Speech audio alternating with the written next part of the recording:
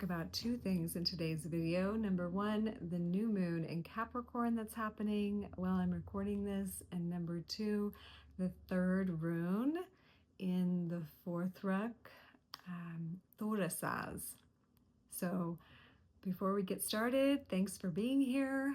We're entering a brand new numerological year coming up, 2025, even though this calendar year, in my opinion, is a bit bunk. We could talk about that more. There's other calendars that are more in alignment, but looking at the moon cycles and the astrology, we do get into better coherence with the planetary systems and the natural universe. So that's why I like to bring up these specific time periods like new and full moon, or the gateways, solstices, equinoxes, midpoints, and so forth. So we are coming to a new year, though the astrological new year isn't until the spring equinox. So we just finished the winter solstice, which is a bit of a closing period. So I find it interesting that we get into winter, we close this dark cycle and we begin to illuminate, but it's almost like it's illuminating in the darkness because it's still very dark in the northern hemisphere. And of course, this is opposite in the southern hemisphere, but it's a time of reflection, right? It's a time of inner like shadow work, getting to know that deeper place in you. We're still in Capricorn season, and this new moon is highlighting Capricorn. So let's begin with that. Capricorn is the goat. My dad is a Capricorn, and we lost him in 2024. So I love you, Dad. But he was a great example of Capricornian energy, of stability, of strength, of structure, of boundaries. Saturn is the ruling planet of Capricorn. Saturn is time, the father figure. This new moon in Capricorn, that was interesting because for the last 17 years, we've had Pluto in Capricorn almost every time we're in Capricorn with the sun. We did have some Aquarius last year, I think, but for the majority of the last 17 years, we've always had Pluto in Capricorn. And Pluto is transformation, is change, is upheaval, is the underworld, is all of that. So now we're here in the new moon and we're in Capricorn and there's no Pluto. So Hades is gone. It really is a whole new world. And this is the beginning of kind of starting to see that this is a new world that's being shown us. And we get to kind of feel into that, right? The moon is our feelings. The moon is, emotions. The moon is associated with Cancer and the mother and home. So here we are, the father and the mother kind of, meeting up here at the beginning of a new numerological year coming up, right? So we've got the January 1, we all say Happy New Year or whatever. There is something in the collective about that shift, right? So we're at that kind of tipping point with this new moon, and we realize that we've got to let go of the old stories. And this rune that I want to talk about today, Thurisaz, is really good and pertinent for this time period and this new moon. So that's why I thought I'd do them together. And even if you're not watching it around this new moon's energy is coming with this Thurisaz too, because remember, Capricorn is structure and boundaries, and it's bones in the body. It rules the bones, and like a reality, if you will, a structure, right?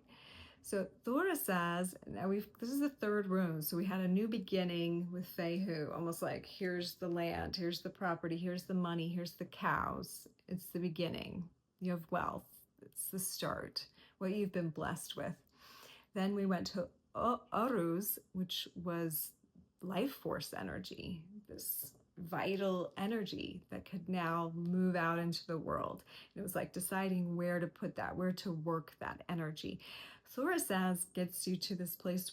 Thurisaz is short for, or is long for thorn and Thor, and also stands for Thor's hammer. Okay, so there's like this God element to it. Remember, like Thor is like a god being of Asgard, right? And in this whole story of heaven and the gods that the runes are coming from, the Scandinavian Viking culture. So to them, Thor was like God. So here we have Thurisaz, and Thurisaz is also the thorn. It's also where we got Thursday, okay? Thor's Day. It's the sound th in the runic language using letters, right? So it's a line with a thorn coming out of it. And what we know about thorns, we can just intuit, right? Like thorns hurt. They poke you. They are not fun, but they usually come with roses. I just happen to have my winter solstice roses here, and there are thorns on them, right? Every rose has its thorn. So there's some unpleasantries, right? Some sort of like destructive element. It's like the flower's defense mechanism. Okay, so there's something about defense, but the energy of Thurisaz is less defense, but more offensive protecting, like being on the offense to protect.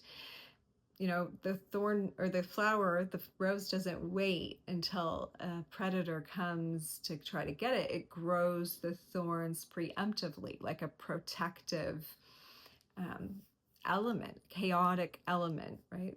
Thurisaz can be chaos if it needs to like break through something or break down something. It can also be focus if that is what's needed, like a thorn penetrating, okay? So this is also a power, Thurisaz, like a lightning bolt. It can be that, or thunder, right? That breaks, that shatters things apart. So this can feel like a destructive force, but it's almost like God entering the scene and seeing what's not working and going, no, like crushing it to make way for something better, right? So in the story of the fourth arc, we see sometimes we're given a new reality with Fehu. We're given a new home, you know, we got a new relationship or money's coming in or whatever. And it's like you all of a sudden have this power, Arus. But you might be carrying the story of the previous Vuthrak, your previous journey, okay? Thurisaz comes in and is noticing that you're doing that and is like crashing and shattering to make way, like so that you don't mess this one up, right? You don't ruin the story that's trying to be unfolding now. So that's why Thurisaz is also a protector. It's like the God force coming in your life and being like, hold on, hold on, hold on, hold on. I just gave you all this stuff. You have the power, but wait, like, don't fuck this up, right? That's Thurisaz. And if you see Thurisaz in a reading, it is kind of telling you like some shakeup is happening. There is some breaking down of walls or penetrating through fortresses to allow this power, this force, this God energy, this life force that's coming through Arus in your body, in your being, to be able to come and animate and act out in your life. Thurisaz does have an element of male sexuality, this energy of like going to make sure that this creation occurs, right? Thurisaz could show up when there's seemingly like a situation that is, what is the word I'm looking for? It seems impossible. It seems insurmountable. But Thurisaz shows up to say it is possible. You just might need to do something interesting and different. You might need to break this apart. It's really depending on you. I relate this also to Ganesha in Hindu mythology because there's an element of removal of obstacles. And it is still connected to that life force energy. But now this life force energy isn't just, remember in Oros, talking about the Aurochs and just like the arrows coming and not being penetrated, like the pure amount of energy and force that is. And even just the description, like Oros is chi. And even though it may be going towards something, like working or plowing a field, generally speaking, Odos is just identifying that force in your life. So with Thurisaz, there is a movement with this rune. It's not like a noun, it's a verb. It's the movement of objects that are in your way. It's the like active protection element to make sure. It's a regenerative catalyst if you find yourself in this new reality with life force, but now you're bringing old wounds with you. There is this energy with Thurisaz to regenerate and like find that divine you that's really in there. And so this can be related to like your erotic nature too, because sometimes you have to stimulate that forth in that way. Kitty's trying to get in the closet. Thurisaz can also be looked at as a tool or a weapon because it is Thor's hammer. So it's like a spiritual tool. And so you might draw this Thurisaz, which is a line with like a thorn coming out of it. Kind of looks like a P, but the top line does not connect to the top. It's more like part way down, right? So it's a thorn in the middle of a rose stem.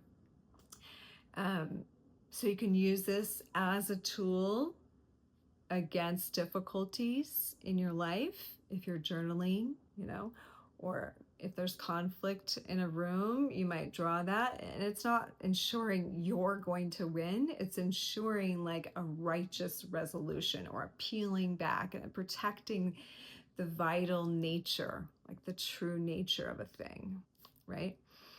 So Thurisaz can also mean luck, even though there is another rune for luck with Perthro later on. There is like a lucky element, like God's on your side, like don't mess it up, right?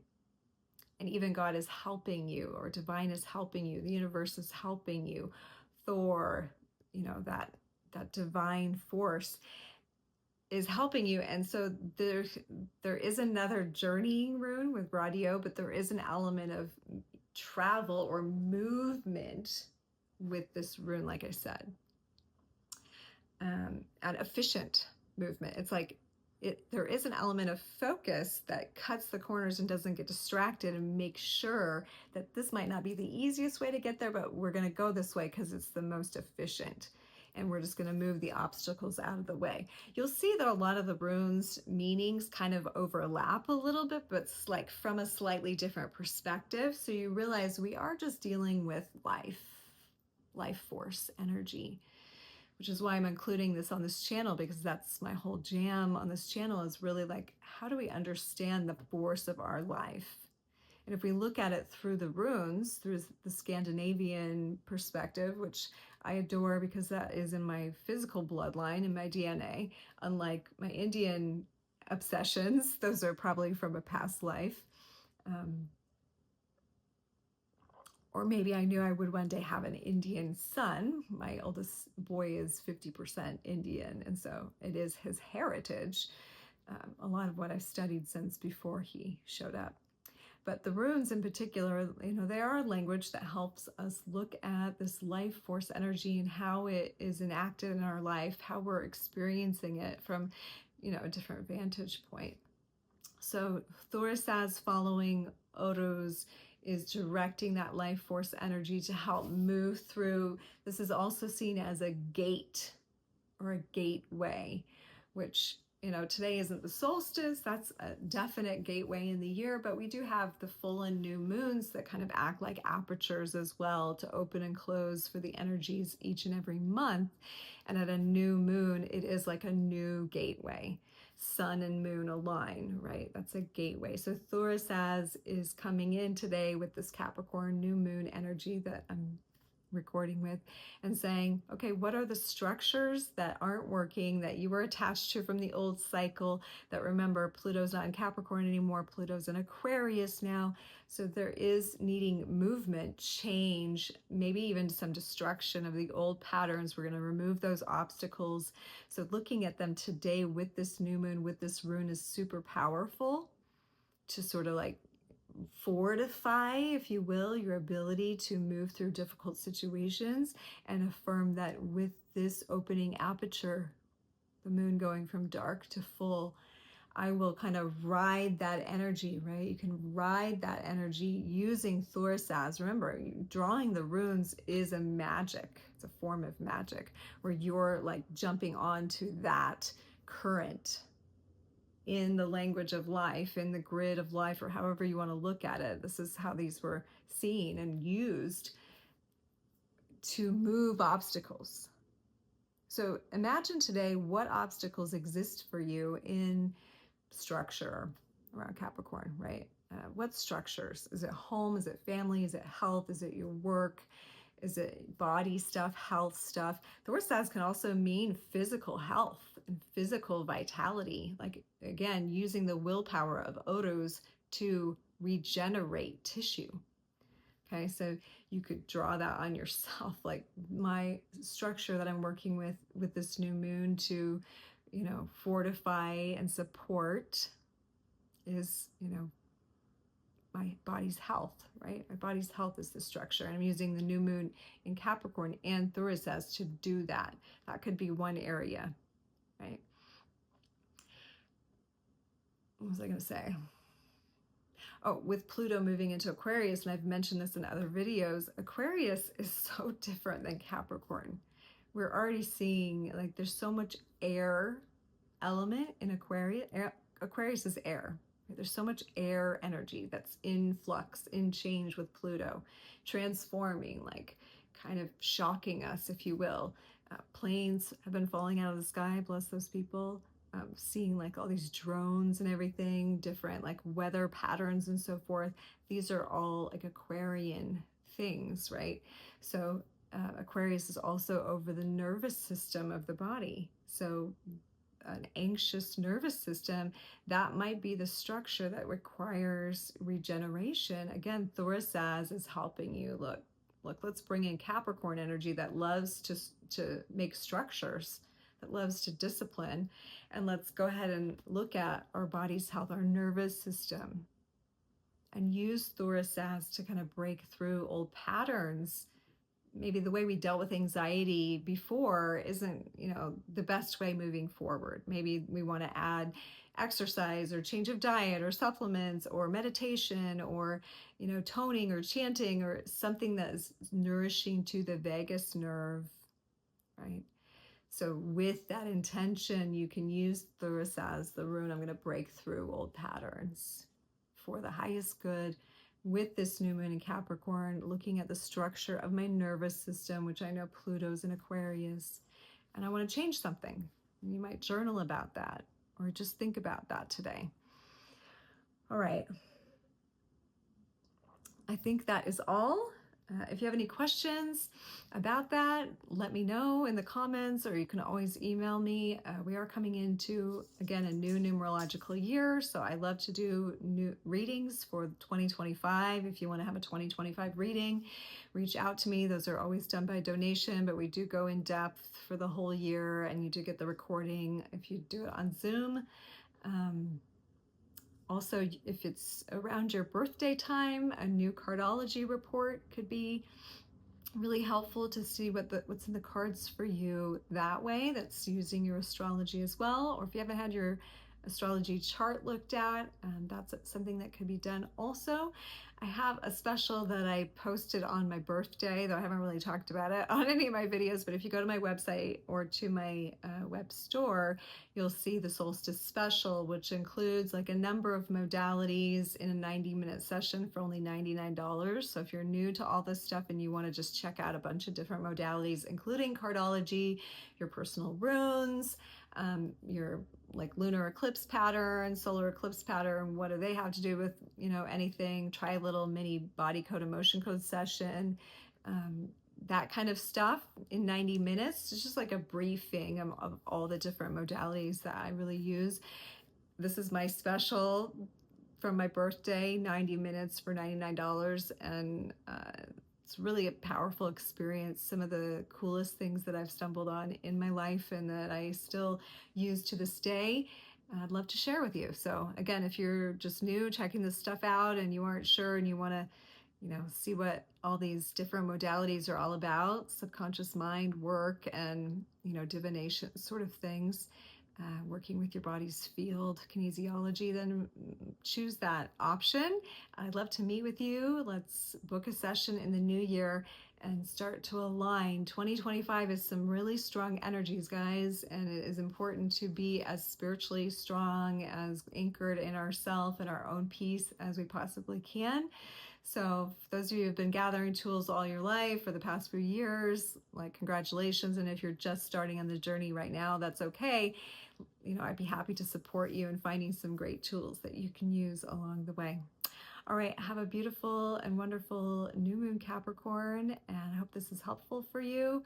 Please like this channel if you haven't already, subscribe so you get all the next runes that are coming up and any of the other content coming out, and don't forget to check me out on the Midnight Fluorite IG live sales that happen on Instagram, usually Friday and Saturday nights. Sometimes we do a random show where I do free tarot and oracle readings, and we sell crystals and play music, and it's a great community there. You're welcome to join us there. So that link is down below also, and so